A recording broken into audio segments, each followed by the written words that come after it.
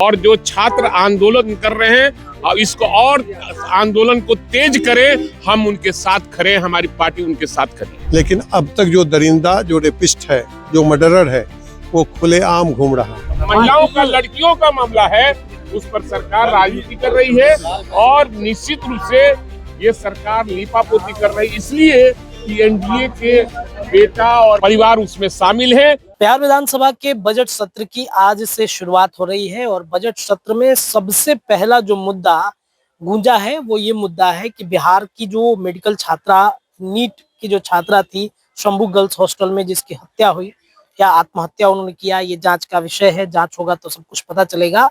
इस मामले पर पहले एसआईटी की गठन की गई थी। एसआईटी ने पूरे तरीके से इस मामले पर कोई भी प्रमाण नहीं दिया। उसके बाद ये पूरा मामला सीबीआई को चला गया है। जांच सीबीआई के अधीन होगा।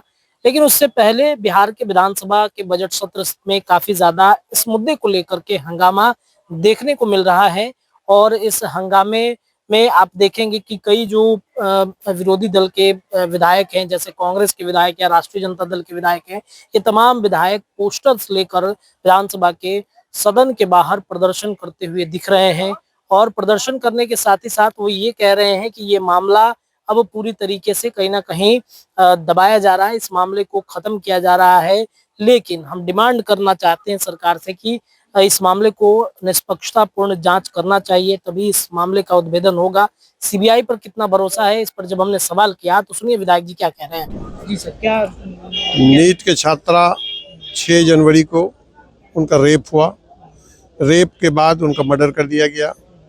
लेकिन अब तक जो दरिंदा, जो रेपिस्ट है, जो मर्डरर है, वो खुलेआम घूम रहा है। मेरा मांग है कि अविलंब पुलिस प्रशासन उसको पकड़ करके जेल के सलाखों के पीछे भेजे और फर्स्ट ट्रैक कोर्ट में इसका केस चला करके उनको सजा दिलाने का काम करे। किसका हाथ हो सकता है, कौन हो सकता है आरोपी? ये तो जांच में ही पता चलेगा कि किसका हाथ है और कौन इसमें है।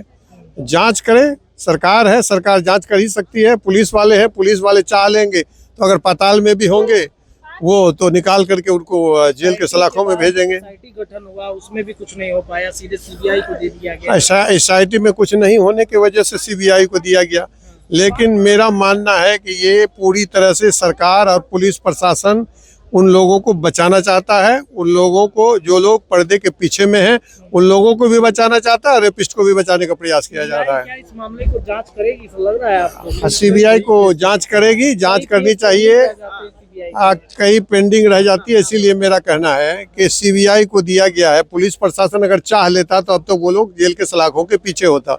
लेकिन अगर सीबीआई को दिया गया है तो सीबीआई ईमानदारी के साथ जांच करके इसका उजागर करे, इसका कम से कम फ्लश करे कि कौन लोग इसके पीछे में है, कौन लोग रेपिस्ट है। तो आपने विधायक जी को सुना। विधायक जी ने स्पष्ट तौर पे कहा कि सीबीआई को ये मामला गया है, जांच होने के बाद पता चलेगा कौन इसमें दोषी है, कौन नहीं, ये आने वाला वक्त बताएगा। इस पर भाई वीरेंद्र की भी राय आप सुन लीजिए। भाई वीरेंद्र क्या कह रहे हैं, आरजेडी के विधायक। महिलाओं का, लड़कियों का मामला है, उस पर सरकार राजनीति कर रही है और निश्चित रूप से ये सरकार लीपापोती कर रही है, इसलिए कि एनडीए के बेटा और परिवार उसमें शामिल है, इसलिए लीपापोती। सीबीआई को दे दिया गया। अरे सीबीआई का मतलब क्या होता है? आप समझते हैं कि लीपापोती करने का प्रयास किया गया? सर कौन इसके पीछे है? आप लोग जानते हैं ज्यादा।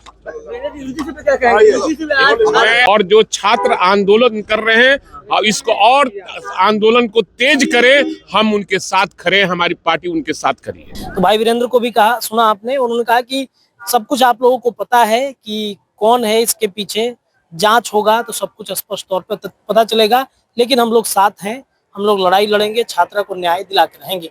न्यूज़ के लिए पटना से मैं रत्नेश विधानसभा कैंपस से ये रिपोर्ट दे रहा था। धन्यवाद।